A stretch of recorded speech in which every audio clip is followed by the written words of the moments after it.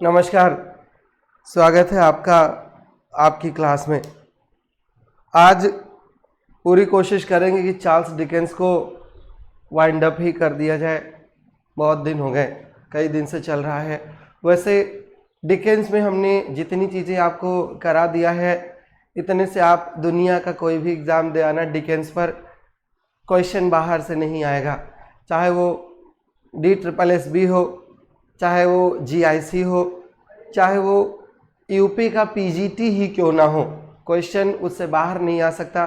चाहे नेट का हो एग्ज़ाम, और चाहे वो एग्ज़ाम PhD इंट्रेंस का हो, चाहे किसी स्टेट का जो है सेट का एग्जामिनेशन हो, nothing will be asked out of the classes that you have studied. जो आपने पढ़ा है उससे बाहर कुछ नहीं जा सकता। आज हम डिकेंस के कुछ नॉवेल्स की और बात करने वाले हैं। कल ही हमने बताया था कि किस किस पर अभी हमको बात करना है, क्या क्या बाकी बचा है। आज उसी एक नॉवेल पर चलते हैं जिस नॉवेल का नाम है लिटिल डोरिट।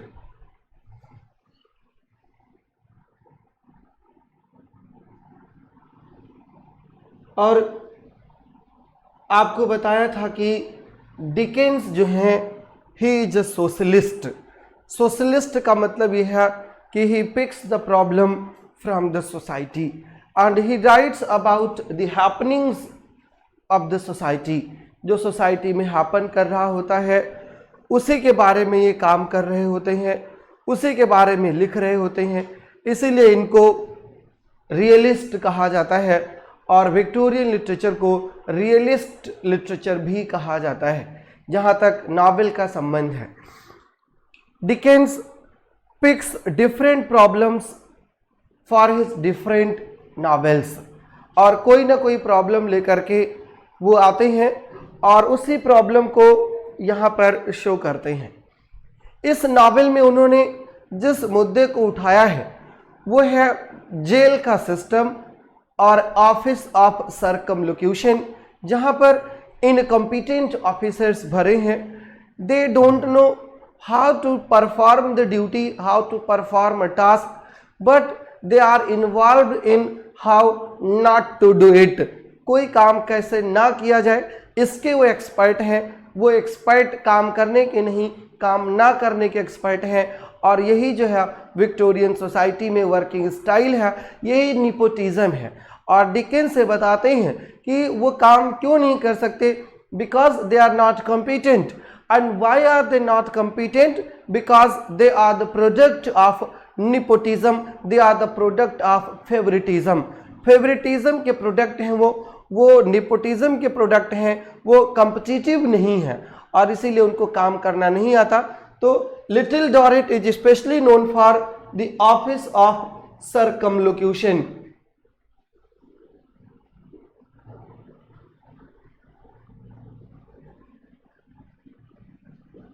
ऑफिस ऑफ सर्कमलोक्यूशन एक ऐसी ऑफिस है ये जहां पर आप सर्कमलोक्यूशन में घूमते रहिए, बस आपका काम नहीं होगा।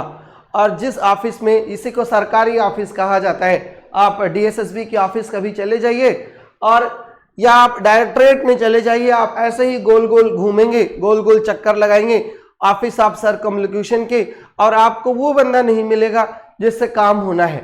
हर कोई आपको कहेगा वो आज भाई साहब नहीं आए जो काम कर रहे थे, या आज वो भाई साहब छुट्टी पे। वही आदमी जो चेयर पर है जिसको काम करना है वही कह देगा कि अरे आज तो आए नहीं भाई साहब, कल आप आ जाइएगा। ये ऑफिस ऑफ सर्कमलोक्यूशन है, where you keep on moving here and there and you don't find the right person for the right work. वो ऑफिस ऑफ सर्कमलोक्यूशन है।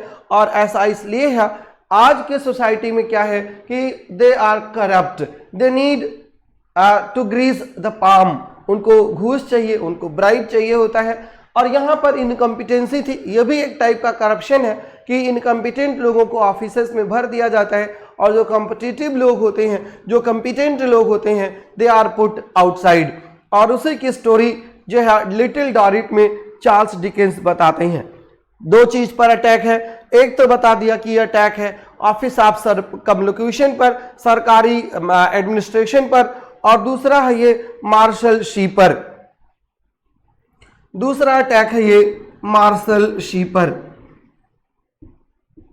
मार्शल सी का नाम आप जानते होंगे।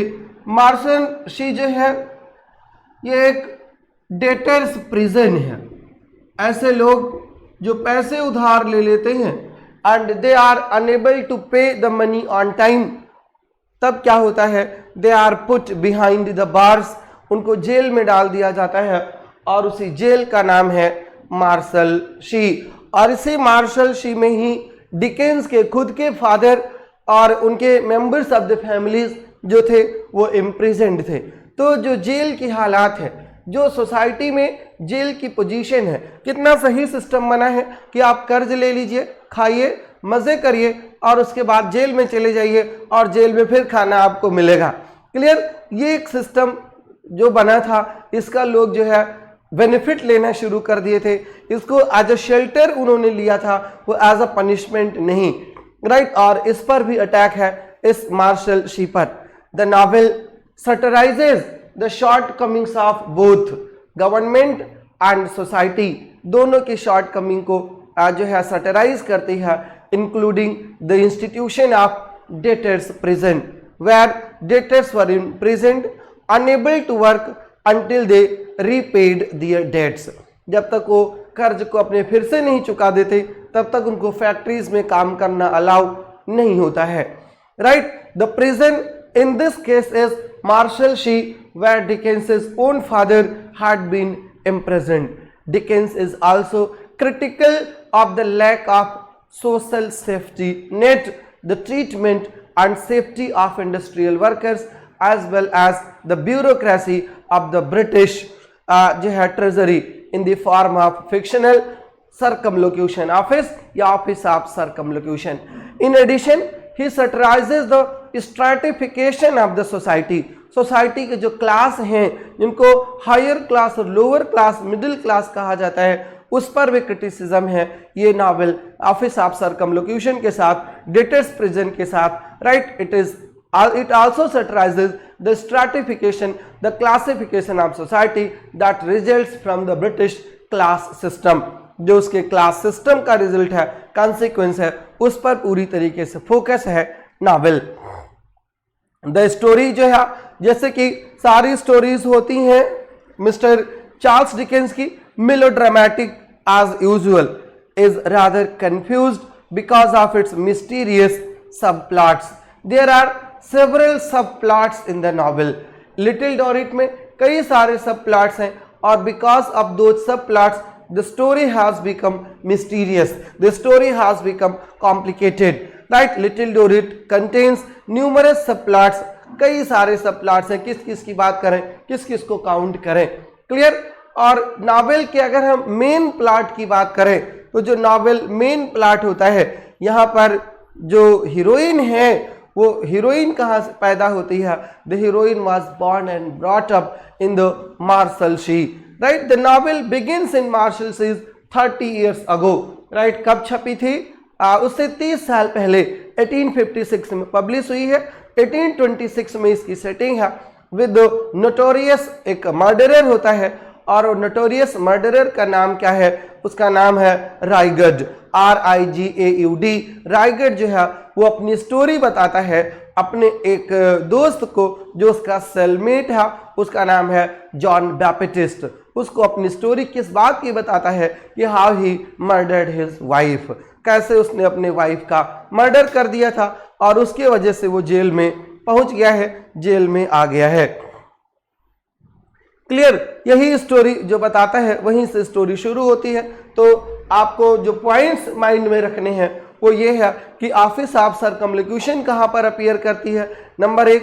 नंबर 2 कि किस नावल में उन्होंने मार्शल शी पर अटैक किया है। नंबर 3 किस नावल में उन्होंने फेवरेटिज्म को अटैक किया है, किस नावल में उन्होंने जो है नेपोटिज्म को अटैक किया है, किस नावल में वो इनकम्पिटेंट लोगों की बात उठाते हैं, राइट? इन सब चीज को आप ध्यान में रखिएगा। किस नावल में वो गवर्नमेंट ऑफिसर्स को क्रिटिसाइज करते हैं। तो गवर्नमेंट ऑफिसर्स की जहां तक बात है, कल आपको एक नावल, सॉरी कल नहीं, द डे बिफोर यस्टरडे वाली क्लास में भी आपको बताया था कि एक ऐसी नॉवेल है जो कोर्ट ऑफ चांसरी पर क्रिटिसिज्म है, ऐसे जो जुडिशियल सिस्टम पर क्रिटिसिज्म है, वो नॉवेल कौन सी थी? उस नॉवेल का नाम था ब्लीक हाउस। और ये जो है ये बाकी एडमिनिस्ट्रेशन पर सटायर है, बाकी एडमिनिस्ट्रेशन पर क्रिटिसिज्म है। इसका नाम है Little Dorrit. Its chief interest lies in the vivid presentation of the Marshalsea scenes and in its exposures of government departments collectively named the Office of Circumlocution. The Circumlocution Office is manned by incompetent aristocrats exemplified in the जो है characters हैं who contrive to occupy all high offices through nepotism and jobbery. Though incompetent, they are expert in the art of obstructions, how not to do work in office, कैसे काम ना किया जाए, इसी पर पूरा फोकस्ड है चार्ल्स डिकेंस के इस नावल का। और एक क्वेश्चन ये कि जब सीरियल आएगा आप में लगाने के लिए कि कब कब कौन कौन सी नावल पब्लिश हुई है, तो उसके लिए आप थोड़ा सा जो है डेट्स भी याद रखेंगे, उसका सीक्वेंस भी आप याद रखेंगे। ये नावल कब पब्लिश हुई है ये तो अभी हमने आपको बताया ही।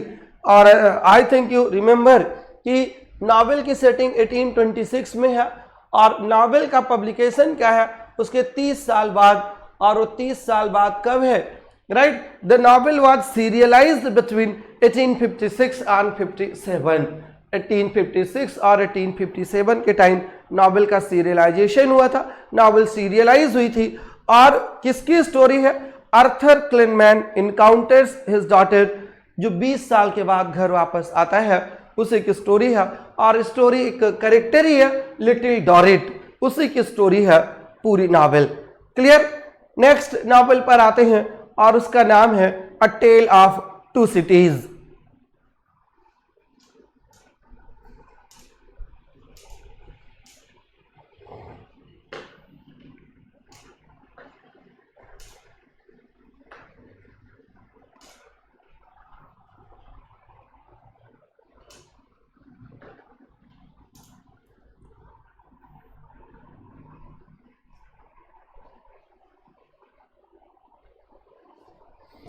Good morning everyone. Those who have joined late like Nikita Saini, Kavi, Prerna, सृष्टि जैन, सभी को वेरी वेरी गुड मॉर्निंग, सुबह वाली।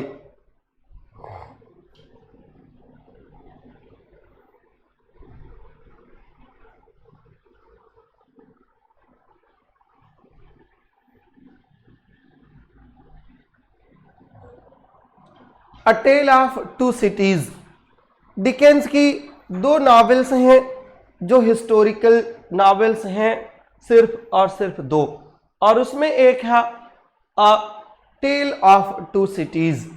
और ये जो कई क्वेश्चन इससे बनते हैं, ध्यान रखिएगा, बहुत इंपॉर्टेंट है फॉर ऑल एग्जामिनेशंस। जो यहाँ पर टू सिटीज हैं वो एक सिटी है पेरिस और दूसरी सिटी है लंदन। एक क्वेश्चन यहाँ पर कि टू सिटीज कौन कौन सी हैं? एक सिटी का नाम है पेरिस और एक सिटी का नाम है लंदन। और अगर हम सेटिंग की बात करें, अगर क्वेश्चन ये आ जाएगा कि a tale of two cities की सेटिंग कहाँ है, तो सेटिंग पार्टली लंदन और पार्टली पेरिस, इन दोनों जगह पर है। राइट, और कब की सेटिंग है? Before and during French revolution. Setting कब की है? Before and during French revolution.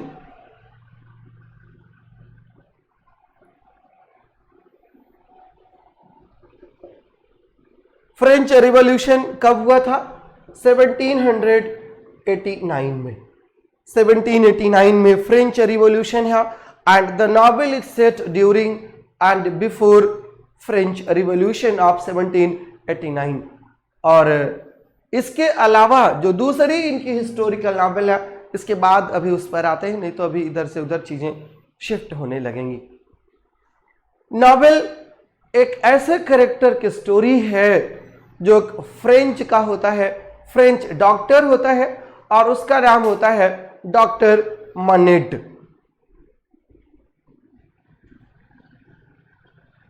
Doctor Manette उसका नाम होता है,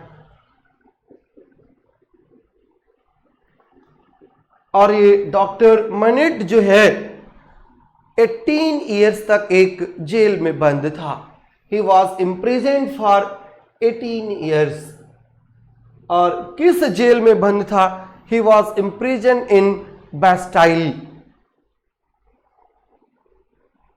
BASTILLE। ये वो जगह है जहां पर वो इम्प्रिजेंट था। कब तक? 18 लॉन्ग ईयर्स, या 18 year long he was imprisoned in the Bastille in Paris, and his release to live in London with his daughter Lucy। इसकी डॉटर का नाम है लूसी। जब वो रिलीज होता है बेस्टाइल के जेल से तो वो लंदन चला जाता है स्टे करने के लिए अपने डॉटर के साथ, और ऐसे डॉटर है वो जिससे वो कभी मिला नहीं है। ये इन दोनों की स्टोरी है। The story is set against the conditions that led up to the French Revolution and after that the reign of terror। ऐसी कहानी है जिसने फ्रेंच रिवॉल्यूशन के लिए जो है प्लॉट तैयार किया था, रेन ऑफ टेरर के लिए जिसने प्लॉट तैयार किया था, उसकी स्टोरी है। और बिफोर डिकेंस एक और राइटर था जिसने एक बुक लिखी थी और उस बुक का नाम था फ्रेंच रिवॉल्यूशन। किसने लिखा था बताइएगा?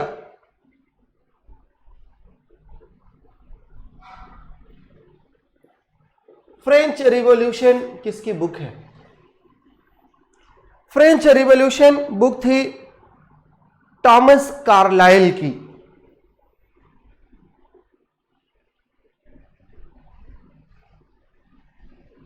टॉमस कार्लाइल की बुक है द फ्रेंच रिवॉल्यूशन। और फ्रेंच रिवॉल्यूशन एक पोयम भी है। और पोयम किसकी है? फ्रेंच रिवॉल्यूशन पोयम है विलियम वर्ड्सवर्थ की। और Dickens based his novel a tale of two cities on Thomas Carlyle's work French revolution. Thomas Carlyle के वर्क फ्रेंच रिवॉल्यूशन पर बेस्ड किया है अपनी नॉवेल। किसने? चार्ल्स डिकेंस ने, ना कि वर्ड्सवर्थ की पोयम पर। वर्ड्सवर्थ तो एक टाइप से इंटॉक्सिकेटेड ही हो गए थे फ्रेंच रिवॉल्यूशन को देख करके। बाद में उनको अपनी गलती का एहसास हुआ जब फ्रांस ने इंग्लैंड पर, लंदन पर हमला कर दिया था। राइट। ये a tale of two cities जो है the novel is based on Thomas Carlyle's book French revolution. Right. आइए सिनॉप्सिस की अगर हम बात करें तो कर ही लेते हैं। The book is divided into 3 parts. 3 part में बुक डिवाइड करी गई है। 3 पार्ट में उसको बांटा है। किसने? खुद मिस्टर जो है चार्ल्स डिकेंस ने। एक का नाम है book the first, book the second and book the third. इस टाइप के कुछ उन्होंने नाम दिए हैं। बुक द फर्स्ट का जो नाम है उसका नाम है रिकॉल्ड टू लाइफ। इरेज करना फिर लिखें।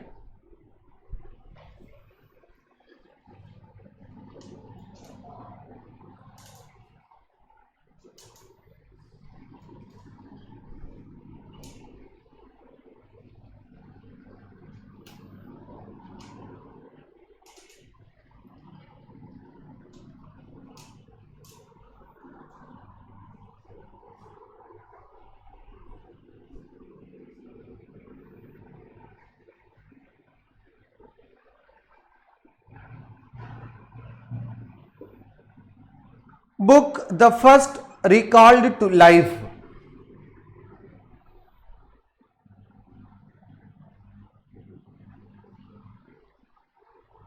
Recalled to life. Book the second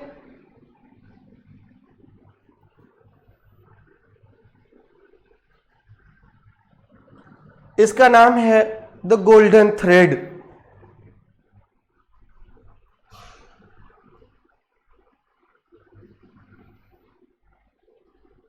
the golden thread. और फिर बुक द थर्ड। और बुक द थर्ड का नाम क्या है? The track of a storm.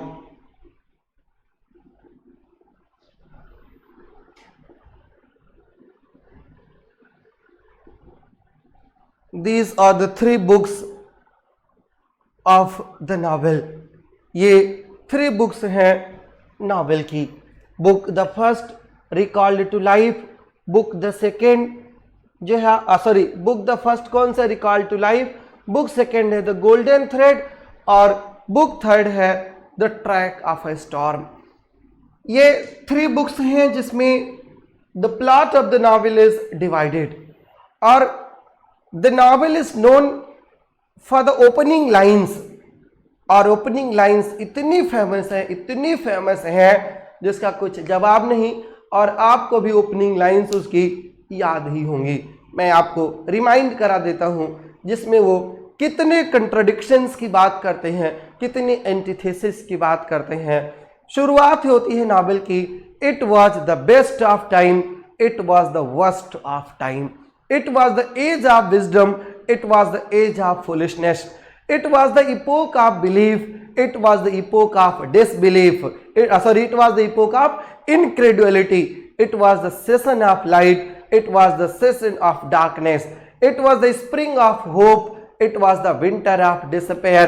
We had everything before us, we had nothing before us, we were all going direct to heaven and we were all going direct to other way. In short, the period was so far like the present period that some of its noisiest authorities insisted on its being received for good or for evil in the superlative degree of comparison only। ये beginning lines हैं novel की।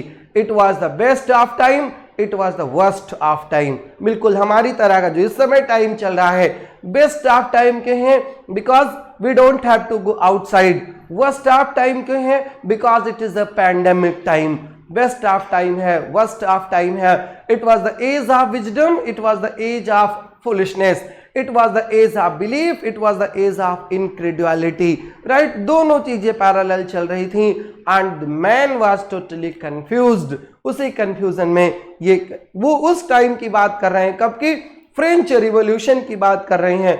But when ever a writer writes history, he cannot escape the environment in which he is living or in which he is writing। उसको छोड़ नहीं सकता, उसको quit नहीं कर सकता। और इसलिए डिकेंस जो है he was very much influenced with the Victorian period, Victorian society। और थीम कहाँ से पिक कर लिया है? अपने एज के थोड़ा सा पहले की एज को पिक करा है, तो उस एज को और इस एज को मिक्स करते हुए दिखाई देते हैं अपने इस novel a tale of two cities में।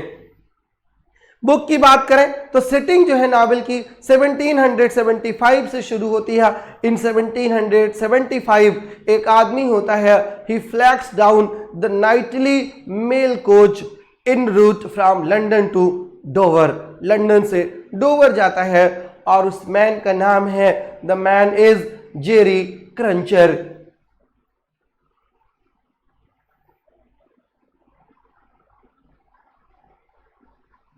उसका नाम है जेरी क्रंचर। अनएम्प्लॉय है वो, एक बैंक का एम्प्लॉय है, टेलीसेंस बैंक है लंदन में, वहां का एम्प्लॉय होता है। और he carries a message for Jarvis lorry.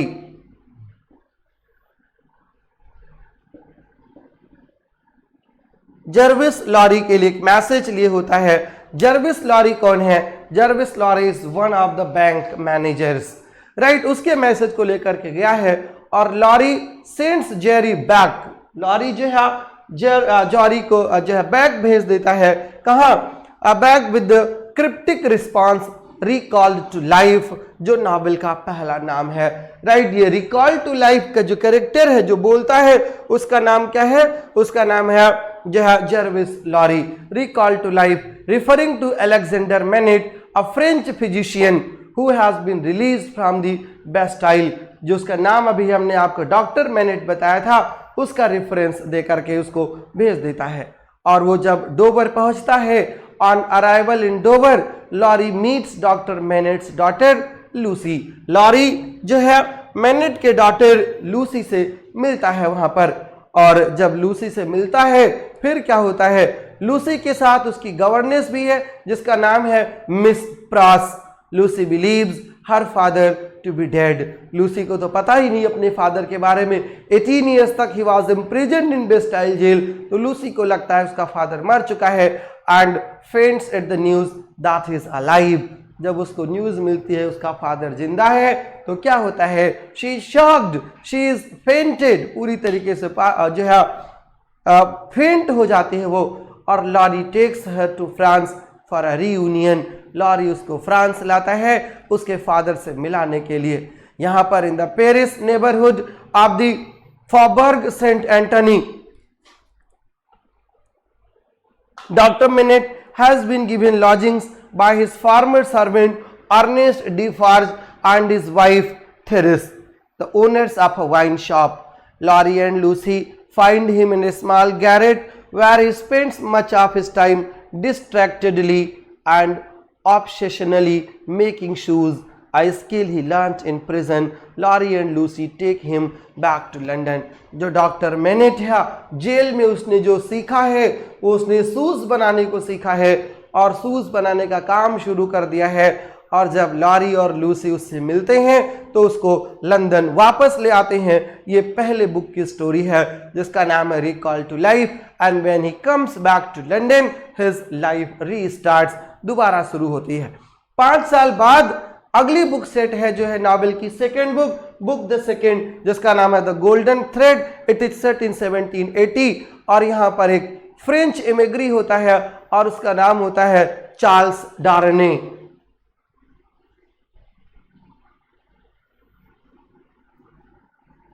DARNAY।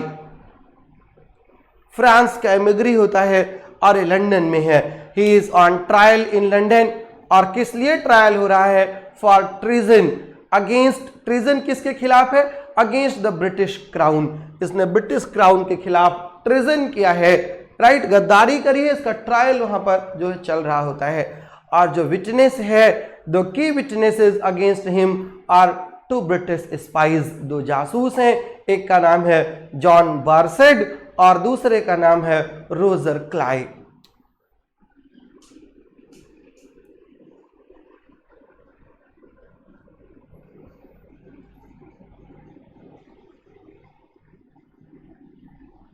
ये दो क्या हैं, ये दोनों ब्रिटिश स्पाई हैं, ये जासूस है। यही उस ट्रिजन के खिलाफ जो उस ट्रिजन में जो है आई विटनेस होते हैं। बारसेट कहता है कि he would recognise Darnay elsewhere, पहचान तो लेगा, but Darnay's lawyer points out that his colleague is in court. और जो उसका कलीग है कोर्ट में उसका नाम है सिडनी कॉटन।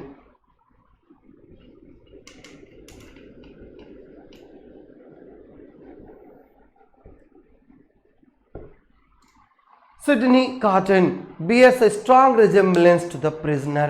क्या कहता है कि सिडनी कॉटन और चार्ल्स डार्नी जो हैं ये दोनों सिमिलर हैं। They are resembling, they take after each other. दोनों एक दूसरे से मिलते हैं।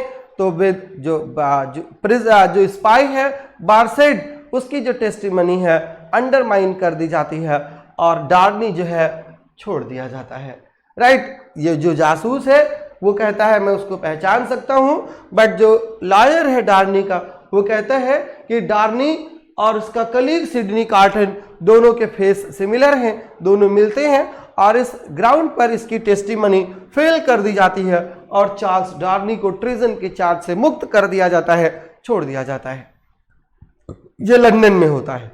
यहाँ पेरिस में क्या हो रहा है, in Paris the hated and abusive Marxist, एक है मार्किस सेंट एवरमॉन्ड उनका नाम है, ऑर्डर देते हैं एक दिन अपने कैरेज को, orders his carriage driven recklessly fast through the crowded streets hitting and killing a child. एक बच्चा मर जाता है और मार्किस जो है throws a coin to the child's father, एक पैसा सिक्का निकालता है, चाइल्ड्स के फादर को जो है दे देता है। चाइल्ड के फादर का नाम है गैस्पार्ड। और सिक्का क्यों दे देता है, कंपेंसेशन में कि मैंने तुम्हारे बच्चे को मारा है, मर गया है वो, और उसके लिए मैं कंपेंसेट कर दे रहा हूँ, ये लो एक सिक्का, उधर फेंक देता है और आगे बढ़ जाता है। ये काम कौन करता है? ये काम एक कैरेक्टर है, नाम है मार्किस सेंट एवरमॉन्ट, ये काम वो कर जाता है। अराइविंग एट हिज कंट्री जो है Marquis meets his nephew and heir Darnay. Marquis और डार्नी जो है, चार्ल्स डार्नी, ये मार्किस का नेफ्यू होता है और यही जो है उसका नेफ्यू भी है और यही उसका सक्सेसर भी है, ये उसका इनहेरिटर भी है, उससे मिलता है। Out of disgust with his aristocratic family he, जो नेफ्यू होता है, the nephew has shed his real surname Saint Evremonde, छोड़ दिया उसको, एंड एंग्लिसाइज्ड हिज मदर, अपनी उसकी जो मदर है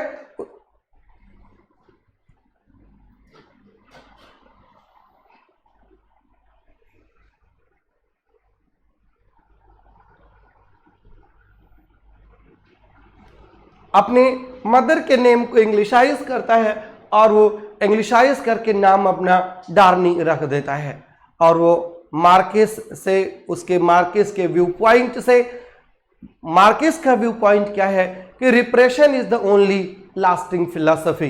repression is the only lasting philosophy. ये फिलॉसफी किसकी है?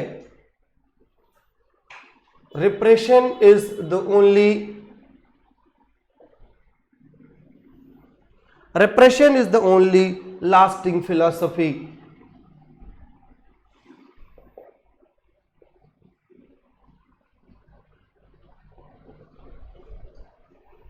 ये अपनी फिलॉसफी देता है, repression is the only lasting philosophy, the dark difference of fear and slavery will keep the dogs obedient to the whip as long as this roof। Right, तो ये उसकी जो फिलॉसफी है कि रिप्रेशन में डालिए लोगों को और ये आपको लंबे दिनों तक ले चलेगी, ये फिलॉसफी है मार्किस की। और जो उसका इनहेरिटर है चार्ल्स डार्नी, उसे ये बात बिल्कुल पसंद नहीं आती है। दैट नाइट, जो जिसका बेटा मरा है, उसका क्या नाम था? Gaspard. He creeps into the chateau and stops and kills the Marquis in his sleep. Marquis को आकर के मार देता है और he avoids capture for near by a year but is eventually hanged in the neighbour village. क्या होता है कि नियर बाय विलेज में उसको हैंग कर दिया जाता है, क्योंकि उसने किसको मारा है? मार्किस को मारा था। मार्किस ने उसके बेटे को मारा था, तो 1 रुपए के सिक्के से काम चल गया। अब इसने जब उसको मारा है, फादर ने जब किलर को मार दिया है, तो उसको हैंग कर दिया जाता है। इधर लंदन में क्या होता है? सिडनी कार्टन जो है, in London Carton confesses his love to Lucy but quickly recognise that she cannot love him in return.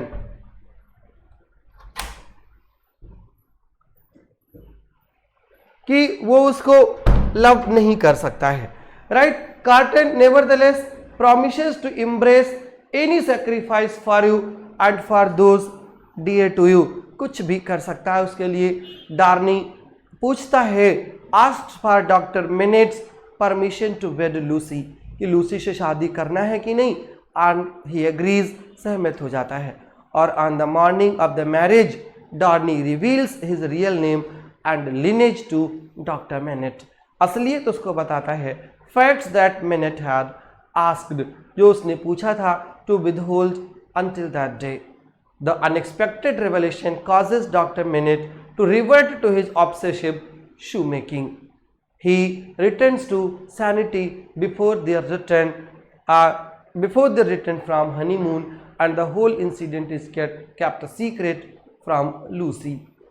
The years pass, and Lucy and Charles begin to raise a family in England. A son who dies in childhood, and a daughter जिसका नाम रखता है वो little Lucy. Lorry finds a second home with them. Carton, though he seldom visits, is accepted as a close friend and becomes a special favorite to little Lucy. In Paris, the Defarges help to lead the storming of the Bastille, a symbol of royal tyranny.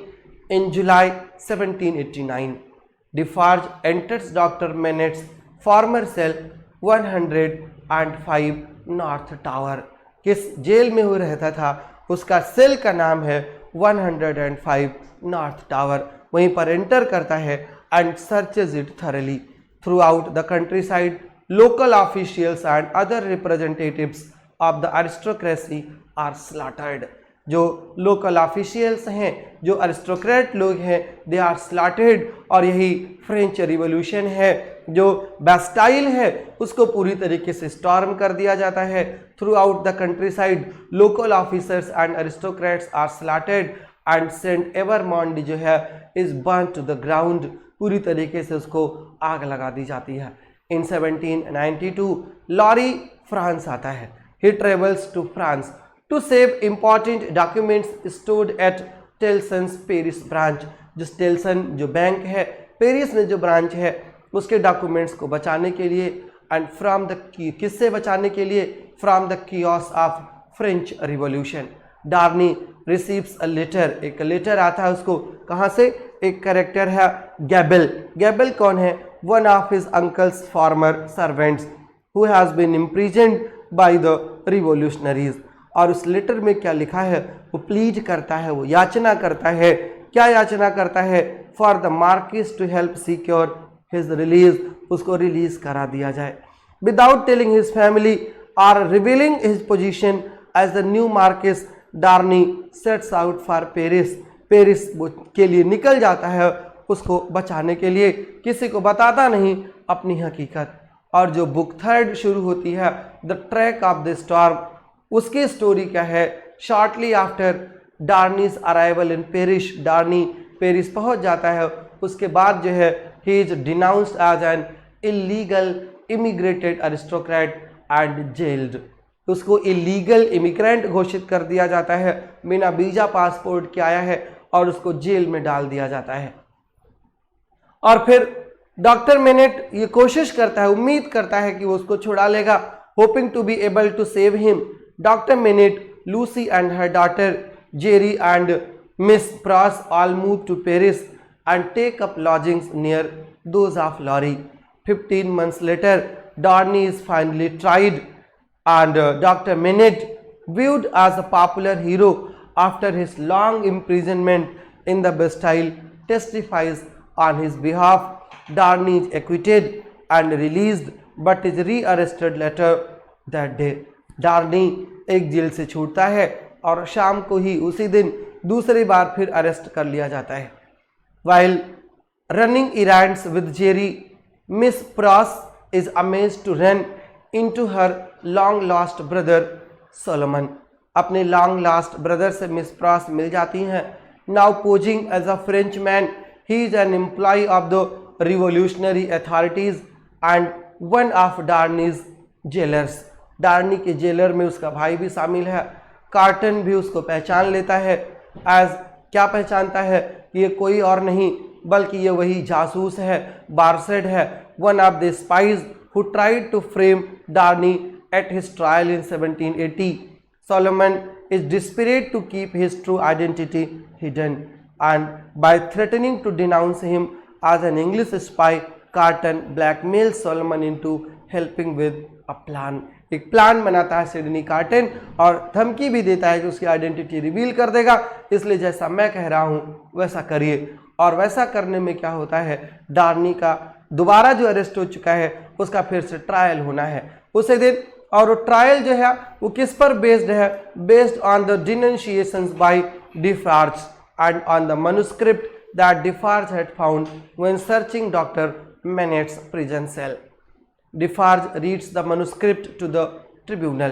In it, Dr. Minette had recorded that his imprisonment was at the hands of the Evermonde brothers, Darnay's father and Darnay के जो uncle है उनके वजह से हुआ था. After he had tried to report their crimes. मतलब ये खुद कौन था, ये खुद विजिलेंट था, ये खुद ही विशल ब्लोवर था और इसी चक्कर में इसको गिरफ्तार करके जेल में भी डाल दिया गया है. Darnay's uncle had kidnapped and raped a peasant girl. Her brother, first hiding his remaining younger sister, had gone to confront the uncle who ran him through with his sword. In spite of the best efforts of Dr. Minette, both the elder sister and the brother died. Dr. Minnett's manuscript concludes by denouncing the Evermonts. क्या लिखा है उनके बारे में कि them, उनके और उनके descendants के बारे में, to the last of their race. The jury takes that as irrefutable of proof of Darnay's guilt and he is condemned to die by the guillotine the next afternoon. काम किसने किया है और झेलना किसको है? In the Defarge wine shop, Carton discovers that Madame Defarge was the surviving sister of the peasant family. Madame Defarge उसी peasant family की सर्वाइविंग सिस्टर हैं जिस पीजेंट फैमिली को उन्होंने रेप किया था. And he overhears her planning to denounce both Lucy and her daughter. He visits Lorry and warns him that Lucy and her family must be ready to flee the next day. He extracts a promise that Laurie and the family will be waiting for him in the carriage at 2 p.m. ready to leave the very instant he returns. Shortly before the executions are due to begin, Carton puts his plan into effect. और होता क्या है कि and with Solomon's reluctant assistance obtains access to Darnay's prison cell. वहां पहुंच जाता है. Carton intends to be executed in Darnay's place. Sydney carton ये सोचता है कि डार्नी की जगह पर सिडनी को ही एग्जीक्यूट कर दिया जाए. He drugs Darnay and trades clothes with them. Then had Solomon carry Darnay out to the carriage where Laurie and the family are expecting Carton. They flee to England with Darnay, who gradually regains consciousness during the journey. एक उसके ऊपर उसको drug दिया जाता है कि unconscious हो जाए, और जब अनकॉन्शियस होता है उसके ऊपर कपड़ा डाल करके डार्नी को उठा ले जाते हैं और रास्ते में जो है वो कॉन्शियसनेस में अपने वापस आ जाता है. इधर क्या होता है कि जो मैडम डिफार्ज हैं she goes to Lucie's lodging. वहाँ पहुँचती हैं hoping to apprehend her and her daughter. There she finds Miss Pross who is waiting for Jerry so they can follow the family out of Paris. The two women struggle and Madame Defarge जो है, madam डिफार्ज जो pistol है वो discharge हो जाती है, killing her outright the permanently deafening miss pros, और miss pros का मर्डर हो जाता है. और उसके बाद क्या होता है, as Carton waits to board the tumbril that will take him to his execution. यहाँ पर वेट कर रहा है. He is approached by another prisoner, a seamstress. Carton comforts her, telling her that their ends will be quick and the worries of their lives will not follow them into the better land where they will be mercifully sheltered. मरने के बाद उनकी सारी problems खत्म हो जाएंगी. A final prophetic thought runs through his mind in which he visualizes a better future for the family after the descendants. Closing lines में क्या होता है, Dickens closes with Carton's final prophetic vision as he contemplates the guillotine. I.C. Burnside, right? Close होती है जब novel, तब क्या होता है,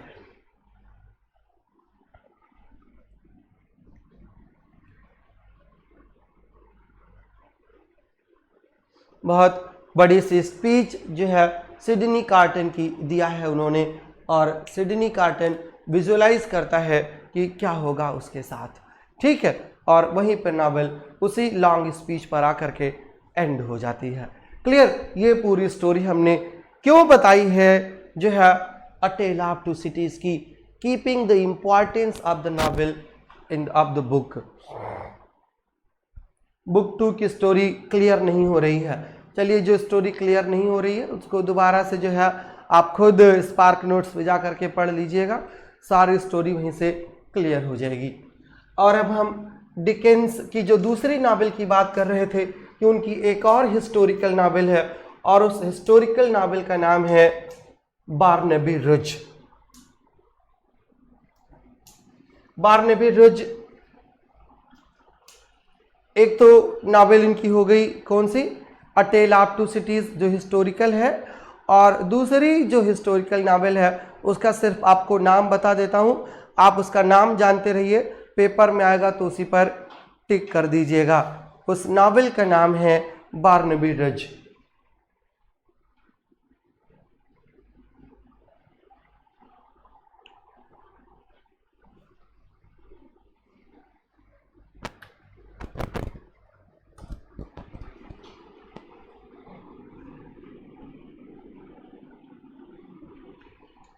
बार्नेबी रिज।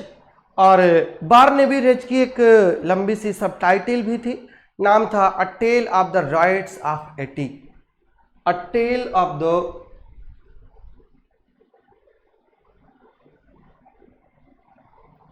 Rights of eighty. इतना ही चीज आप जानते रहिए, इससे ज्यादा आपको कुछ जानना नहीं है इस नावल के बारे में। और this is the second historical novel after a tale of two cities.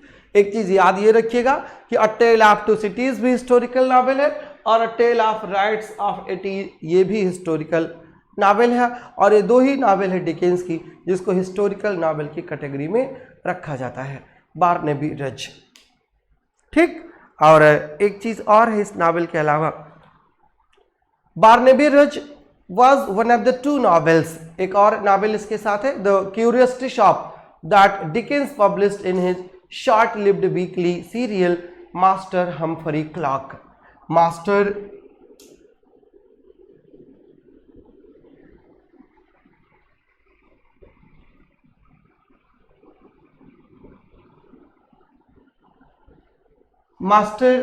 Humphreys clock एक सीरियल का नाम था, एक मैगजीन का नाम था जिसमें ये नावल पब्लिश हुई थी, बार्नेबी रिज। और इसके अलावा एक और नावल जो इसमें पब्लिश हुई है उसका नाम था the old curiosity shop.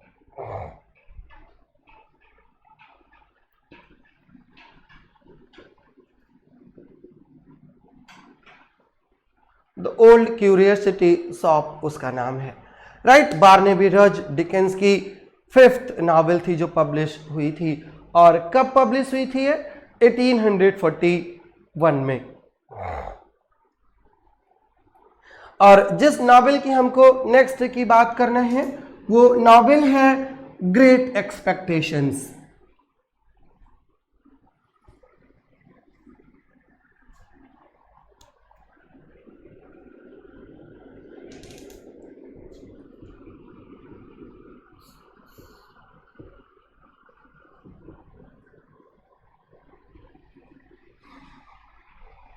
Great expectations, बड़ी बड़ी उम्मीदें। एक्सपेक्टेशंस किससे होती हैं सबसे ज्यादा उम्मीदें? खास करके लड़कियों को। ग्रेट एक्सपेक्टेशंस डिकेंस की 13th नावल है, 13वीं नावल है उनकी। और ये भी एक बिल्डंग्सरोमा है। बिल्डंग्सरोमा आपको बता चुका हूं कि क्या होता है, कमिंग ऑफ एज स्टोरी होती है। और इसका जो प्रोटैगनिस्ट है एक ऑर्फन है। जनरली नॉवेल्स में ऐसा ही होता है डिकेंस के। और उस ऑर्फन का नाम है पिप, PIP, उस ऑर्फन का नाम है। The book is a bildungsroman, a coming of age story, and it is the second novel after David Copperfield to be fully narrated in the first person, right? First person में पूरी novel की narration है। And the novel was first published in serial form, जैसे सब publish होती हैं। और this novel was serialised in a magazine named All the Year Round. All the Year Round, All the Year round में serialised हुई थी। And the novel is कब serialised हुई थी? 1861 में। और 1861 में ही बुक फॉर्म में आई थी। And the setting of the novel जो है, the novel great expectations is set in Kent. और केंट के बाद लंदन। केंट आपको पता होगा, केंट आपने एक कैरेक्टर रूप में भी पढ़ा है शेक्सपियर के किंग लियर में। और मिड 19th सेंचुरी की सेटिंग है और contains some of the most celebrated characters and most celebrated scenes created by Mr Dickens. और कहाँ पर नावल सेट है? नावल की बिगिनिंग कहाँ से होती है? बिगिनिंग नावल की होती है एक ग्रेवयार्ड से, राइट? कब्रिस्तान से बिगिनिंग होती है नावल की। ग्रेवयार्ड में नावल सेट है, वहां से बिगिनिंग होती है। यहाँ पर जो पिप अभी एक बच्चा है, यंग है, वहां पर किससे मिलता है? एक कन्विक्ट से मिलता है। उस कन्विक्ट का नाम होता है एबल मैकबिच। नाम उसका क्या है? एबल मैकबिच से मिलता है। एबल मैकबिच है कौन में से? एबल मैकबिच एक कन्विक्ट है और जेल से भाग करके आया है, एबल मैकबिच। और Great expectations is full of extreme imagery. Extremism की बात हमेशा डिकेंस करते हैं, और इसमें जिस एक्सट्रीमिज्म की बात किया है वो एक्सट्रीमिज्म किस किस का है? पॉवर्टी का, प्रिजन शिप्स का और चेन्स का। द फ्लाइट्स टू डेथ तक की पूरी स्टोरी है, राइट? कहां से स्टोरी है? Poverty, prison ships and chains and fights to death, and has a colorful cast of characters who have entered popular culture। और उस पॉपुलर कल्चर में जो एंटर करने वाले इंपॉर्टेंट कैरेक्टर्स हैं उसमें एक का नाम है मिश हाविशम, एक का नाम है स्टेला और एक का नाम है जो, राइट? इन सब कैरेक्टर्स के नाम है। अब स्टोरी जब आपको बताऊंगा तो उसमें कैरेक्टर्स सारे कवर हो जाएंगे। नाम अभी ही कहिए लिख देता हूं। और क्वेश्चन जो आपके पेपर में बनेगा वो जनरली कैरेक्टर पर ही बनेगा। मिश हैविशम और स्टेला, ये स्टेला जो है वो प्रोटैगनिस्ट है और एक कैरेक्टर है जो एक काइंड हार्टेड ब्लैक स्मिथ है। ये सब कैरेक्टर्स शेक्सपियर के कैरेक्टर्स की तरह हमारे लाइफ में बिल्कुल उतर आए हैं, जिस पर आप जीते हैं। Great Expectations which is popular with both readers, literary critics, दोनों के लिए has been translated into many languages and adopted numerous times into various media, right? और जब नॉवेल पब्लिश हुई थी इट वाज हाईली क्रिटिसाइज्ड। एक डिकेंस का ही कंटेम्पररी है जो थॉमस कार्लाइल, जिस पर अभी उन्होंने थोड़ी देर पहले अपनी नॉवेल बेस की थी, उन्होंने क्रिटिसिज्म करते हुए इस नॉवेल को बारे में क्या बोला था? पिप के बारे में बोला था, Pip nonsense, right? He nevertheless reacted to each fresh instalment with roars of laughter. Later George Bernard Shaw जो 20वीं सेंचुरी के आयरिश ड्रामेटिस्ट हैं, उन्होंने नॉवेल को प्रेज भी किया और प्रेज करते हुए कहा था, all of one piece and consistently truthful. During the serial publication Dickens was pleased with the public response of the novel and its serials and its sales. When the plot first formed in his mind he called it very fine, new and grotesque idea, and then he translated fine and grotesque idea from his mind into the paper। Paper पर उसको ले आए थे, right? Plot summary की अगर हम बात करें कि एक्चुअली 3 स्टेजेस है नॉवेल की। फर्स्ट स्टेज, सेकंड स्टेज और थर्ड स्टेज में उसको डिवाइड किया जाता है। तो फर्स्ट स्टेज की बात अगर करें तो नॉवेल की जो शुरुआत है on Christmas you around 1812 when Charles himself was born, तभी की शुरुआत है 1812 की। पिप फिर एक ऑर्फन होता है about 7 years old, is visiting the graves of his parents and siblings in the village churchyard। Grave में जाता है, चर्चयार्ड में जाता है अपने सिबलिंग्स और अपने पेरेंट्स की ग्रेव पर। और क्या होता है वहां पर? He unexpectedly encounters an escaped prisoner, एक प्रिजनर से मिलता है escape करके जो आया है, और उस escaped प्रिजनर का नाम है एबल मैकबिच। पिप पहले तो जो कन्विक्ट है वो पिप को डराता है और डरा के क्या बोलता है? The convict scares Pip into stealing food and tools from Pip's hot tempered elder sister and her amiable husband Joe Gregory, a blacksmith who have taken the orphan in। कहाँ पे रहता है पिप?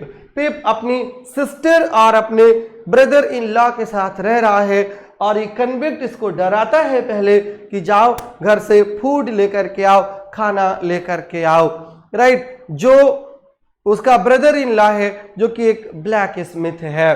पिप returns with the life Pip returns with the file, a pie and brandy, though he fears being punished।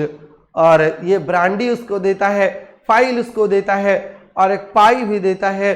और Christmas के dinner के दौरान उसी शाम जो है पिप ने घर से अपनी जो जो चीजें चुराई थी वो सब पकड़ी जाती हैं और पिप को चोर डिक्लेयर कर दिया जाता है। सोल्जर्स अराइव एंड आस्क जो टू मेंड सम शैकल्स। जो से कहते हैं कि कुछ शैकल्स बना दो, कुछ हथकड़ी बना दो, और उसका बिजनेस ही है ब्लैक स्मिथ का। Joe and Pip accompany them as they recapture the convict who is fighting with another escaped convict. एक और एस्केप्ड कन्विक्ट से वो फाइट कर रहा होता है और वहां पर जो है पिप और जो और सोल्जर सब पहुंच जाते हैं। द फर्स्ट कन्विक्ट कन्फेस करता है, confesses to stealing food from the smithy, clearing Pip of suspicion. वो कह देता है कि मैंने खाना चुराया है और इसलिए जो पिप पर सस्पिशन आ रहा था, सस्पेंस आ रहा था, वो खत्म हो जाता है, राइट। पिप का जो सस्पेंस है, जो लोगों को ये लग रहा था कि इसने खाना चुराया है, वो सस्पेंस खत्म होता है। कुछ दिन बीतते हैं, कुछ दिन क्या कुछ साल बीतते हैं और उसके बाद एक वेल्दी कैरेक्टर से मुलाकात करवाते हैं हमारी डिकेंस, और उस वेल्दी कैरेक्टर का नाम है मिस हाविज़म।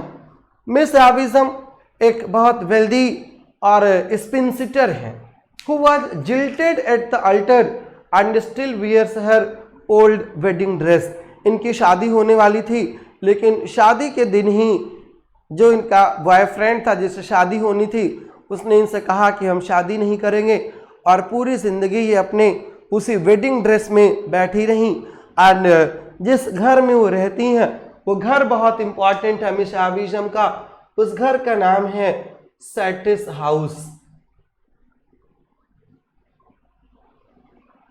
सैटिस हाउस घर का नाम याद रखे रहिएगा कि सैटिस हाउस कहाँ है, सैलेम हाउस कहाँ है, राइट। ये हाउस और हॉल भी बहुत इंपॉर्टेंट है नेट के बच्चों के लिए स्पेशली, और स्पेशली यूपी के पीजीटी के बच्चों के लिए। वहीं पर वो रहती हैं और वहीं पर शी आस्क मिस्टर पंबलचुक। पंबलचुक कौन है? पंबलचुक एक रिलेटिव है और उन्हीं से कहती है to find a boy to visit her. Pip आता है मिस हाविज़म के पास और मिस हाविज़म के साथ ही स्टेला भी रहती है, and he falls in love with Stella, her adopted daughter।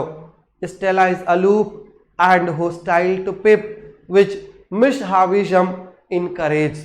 Miss Havisham Stella को इनकरेज करती रहती है कि पिप के प्रति वो जो है पूरी तरीके से होस्टाइल ही रहे, उसे लव ना करे, क्योंकि वो खुद लव का परिणाम झेल चुकी है और अभी तक झेल भी रही है, इसलिए उसको डिस्करेज करती रहती है।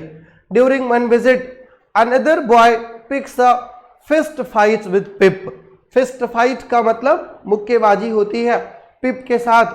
Who easily gains the upper hand, और पिप जीत भी जाता है। स्टेला इस वॉच को देख रही होती है, देखती है, और एक दिन पिप को अलाउ भी कर देती है कि उसको वो किस कर सकता है उसके चीक पर। पिप मिस हाविज़म के यहाँ रेगुलरली आता रहता है, और कब तक आता रहता है?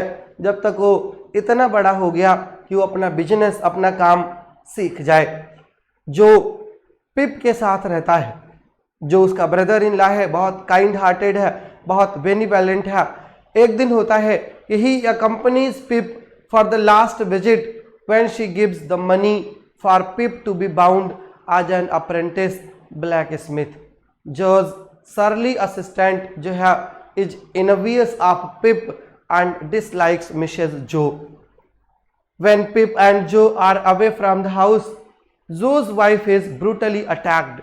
एक दिन जो की वाइफ पर हमला हो जाता है, leaving her unable to speak or do her work। नतीजा ये होता है कि उसके बाद वो काम करने लायक नहीं रहती और बोलने भी लायक नहीं रहती। ऑर्लिक जो उसका असिस्टेंट है जो का, वही सस्पेक्ट होता है कि उसी ने ही उसकी पिटाई की होगी। मिसेस जो है changes and becomes kind hearted after the attack, पिटने के बाद बुद्धि सही हो जाती है, काइंड हार्टेड हो जाती है।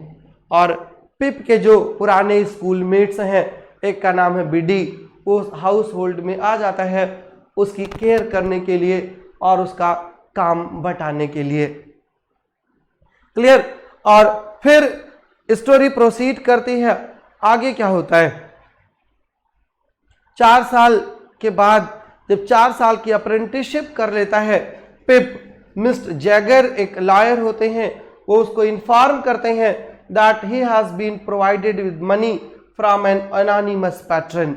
एक वकील साहब आते हैं और उसका नाम होता है मिस्टर जैगर्स। मिस्टर जैगर्स ये बताते हैं कि पिप को किसी ने कुछ पैसे दिए हैं। उनको इन्फॉर्म करता है कि Pip has been provided with money from an anonymous patron allowing him to become a gentleman. Pip की लालसा यही थी, इच्छा यही थी कि वो जेंटलमैन बने। और यहाँ पर जो है मिस्टर जो लॉयर हैं वो ये सूचना लेकर के आते हैं। बट होता ये क्या है, Pip is to leave for London but presuming that Miss Havisham is his benefactress he first visits her. Mr Pip को ये लगता है कि ये पैसा दिया किसने होगा, तो उसको लगता है कि वेल्दी तो मिस हाविज्म ही है, तो मिस हाविज्म ने ही उसको ये पैसा दिया होगा, इसलिए उसके घर जाता है उसको विजिट करने। और उसके बाद सेकेंड स्टेज जब आती है तो पिप एक घर बनाता है अपना लंदन में। He sets up house in London. और कहाँ पर बनाता है, एक जगह का नाम है बर्नर्ड्स इन, और with Herbert pocket the son of his tutor. उसके साथ जो मैथ्यू पॉकेट था जो उसका ट्यूटर, उसके ट्यूटर का बेटा है हर्बर्ट पॉकेट, उसके साथ वहाँ पर सेटल हो जाता है। और मैथ्यू पॉकेट जो है मिस हाविज्म के कज़न भी थे। पिप को यह एहसास होता है कि Herbert is the boy he fought with a few years ago. Herbert Pip को यह बताता है कि how Miss Havisham was defrauded and deserted by her fiancé. कैसे मिस हाविज्म के साथ धोखा हुआ था।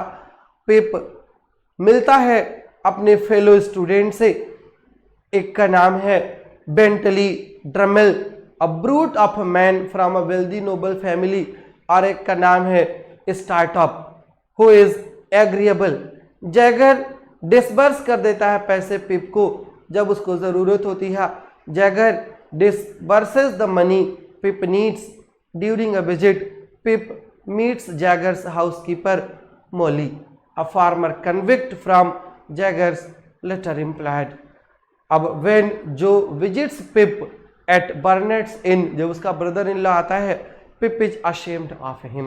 पिप को उस पर शर्म लगती है। Joe relays a message from Miss Havisham that Estella will be at Satis House for visit. Estella सैटिस House पर आने वाली है विजिट करने के लिए। पिप स्टेला से मिलने के लिए पहुंच जाता है सैटिस हाउस पर। Pip returns there to meet Estella and is encouraged by Miss Havism, but he avoids visiting Joe. Joe से नहीं मिलता। He is disquieted to see Orlick now in service to Miss Havism. वो ये भी बताता है, he mentions his misgivings to Jaggers, who promises Orlick's dismissal. Back in London, Pip and Herbert exchange their romantic secrets. Pip बताता है कि he adores Stella, और Herbert ये बताता है कि he is engage to Clara. Pip Stella से मिलता है जब वो रिचमंड जा रही होती है। She is sent to Richmond to be introduced into society. Pip and Herbert builds up debts. Mrs Joe dies and Pip returns to his village for the funeral. Pip's income जो है is fixed at 500 pound per year when he comes at the age of 21.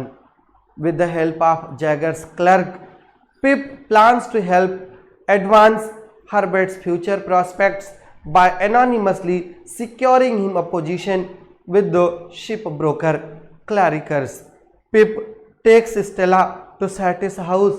She and Miss Havisham quarrel over Stella's coldness.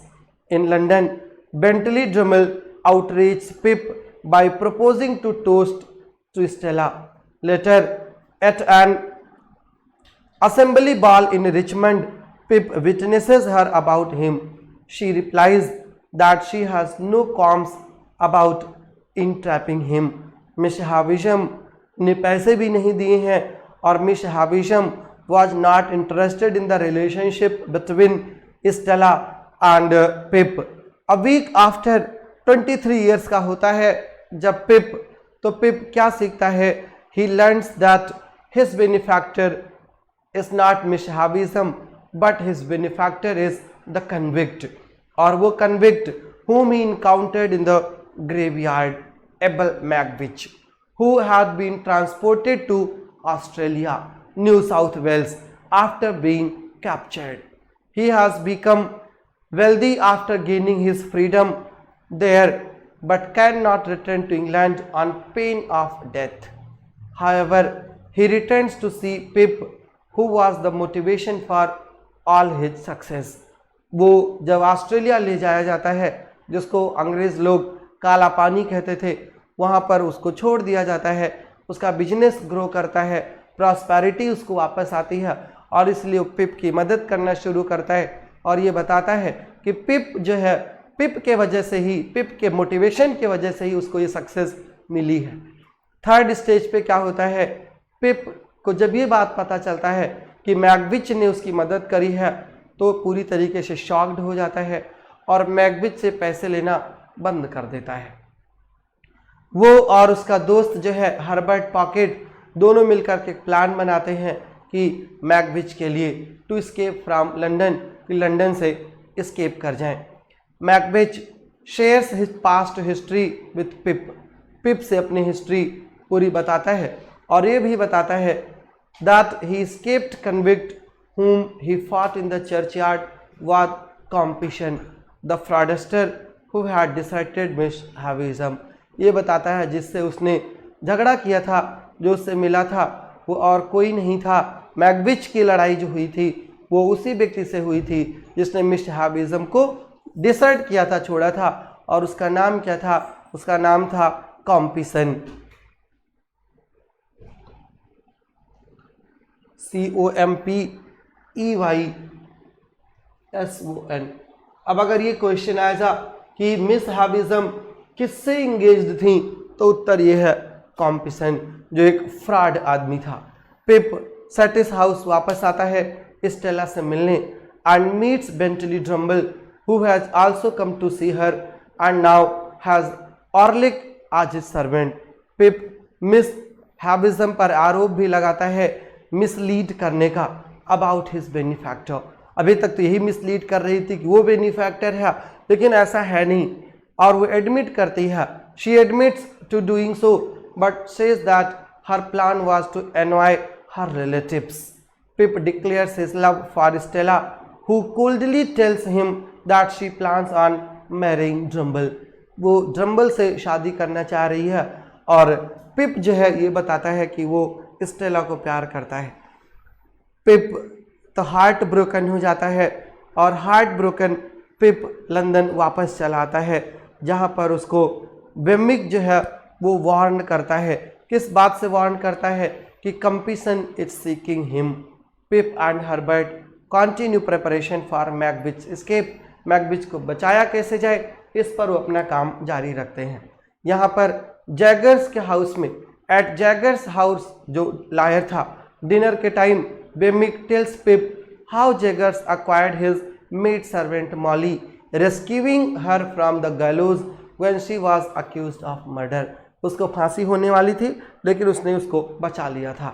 Then full of remorse, Miss Havisham tells Pip how the infant Stella was brought to her by Jaggers and raised by her to be unfeeling and heartless। कैसे उसकी upbringing की गई थी ये miss Havisham बताती हैं। She knows nothing about Stella's parentage. She also tells Pip that Stella is now married. She gives Pip money to pay for Herbert's pocket's position at clericals and asks for his forgiveness. माफ़ी मांगती है। जैसे पिप जाने वाला होता है, Miss Havisham's dress catches fire. Miss Havisham का जो शादी वाला ड्रेस पहन करके बैठी थी उसमें आग लग जाती है। पिप उसको बचाता है, injuring himself in the process, खुद को इंजर्ड कर लेता है। She eventually dies from her injuries, मर जाती है वो। Lamenting her manipulation of Stella and Pip, पूरे नावल में विलेन का तो वही काम करती रहती है। Pip now realizes that Stella is the daughter of Molly and Magwitch, जो उसका बेनिफैक्टर है उसी की डॉटर है वो। When confronted about this, Jagger discourages Pip from acting on his suspicions. A few days later, before Macbeth's planned escape, Pip is tricked by an anonymous letter into going to a Swiss house near his old home, where he is seized by Orlick, who intends to murder him. Orlick उसको मारना चाहता है।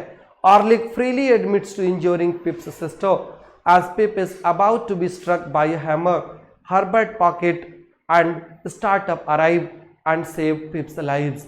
उसके दोस्त उसकी ज़िंदगी बचा लेते हैं। The three of them pick up Magwitch to row him to the steam boat for Hamburg, but they are met by police boat carrying Compeyson, who has offer to identify Magwitch. Magwitch seizes Compeyson and they fight in the river, और वहाँ पर Magwitch जो है seriously injured हो जाता है और फिर पुलिस के कस्टडी में चला जाता है, और फिर कॉम्पिसन की जो डेड बॉडी है वो बाद में पाई जाती है। Pip is aware that Magwitch fortune will go to the crown after his trial, सब कुछ राजा के पास चला जाएगा, बट हर्बर्ट जो है who is preparing to move to Cairo Egypt to manage Clarriker's office there offers Pip a position there, वहाँ पर पिप को लेकर जो है पोजीशन ऑफर करता है। पिप always visits Macbeth in the prison hospital as he awaits trial, and on Macbeth's deathbed tells him that his daughter Stella is alive. Pip ये बताता है मैगविच को उसके डेथ पर कि स्टेला अभी भी जिंदा है। After Herbert's departure for Cairo, Herbert Cairo चला जाता है। Pip falls ill in his rooms and faces arrest for debt, कर्ज उसने ले रखा है उसके लिए अब उसको अरेस्ट होना है।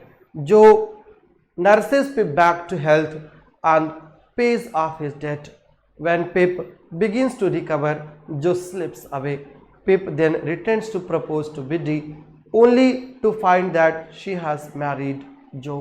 पिप asks Joe's forgiveness, promises to repay him and leaves for Cairo. There he shares lodging with Herbert and Clara, and eventually advances to become third in the company. Only then does Herbert learn that Pip paid for his position in the firm. After working 7 years in Egypt, Pip returns to England and visits Joe, Widdy and their son. Pip जो है Pip Jr. then in the ruins of Satis house, he meets the widowed Stella, who asks Pip to forgive her, assuring him that misfortune and her abusive marriage to Drumble until his death. Stella widow हो गई है, अब वो Pip से माफ़ी मांगती है। Pip takes Stella's hand and they leave the moon-lit ruins. He sees no shadow of another parting from her.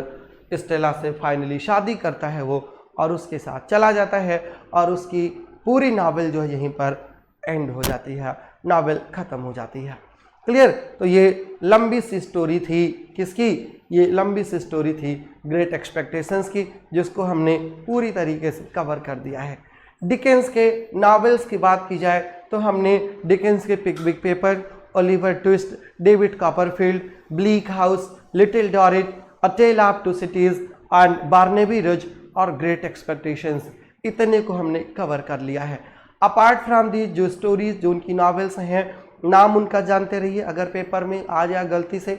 एक नावल है उनकी द क्यूरियसिटी शॉप, 2 नावल्स उन्होंने अपने अमेरिकन टूर पर लिखी थी। एक का नाम है अमेरिकन नोट्स और दूसरे का नाम है मार्टिन चुजलविट, और उनकी लास्ट नावल जो थी आवर म्यूचुअल फ्रेंड, जो कि वो कंप्लीट नहीं कर पाए थे, राइट। आवर म्यूचुअल फ्रेंड जो है उनकी लास्ट नावल थी। तो that's all from my side and that's all on Charles Dickens. And in the next class we will be discussing other novelist of the Victorian period. Thank you so much. आज की class थोड़ी सी लंबी हो गई but it's okay, right. शाम को मिलेंगे आपके नाउन की क्लास में। Thank you so much, all the best.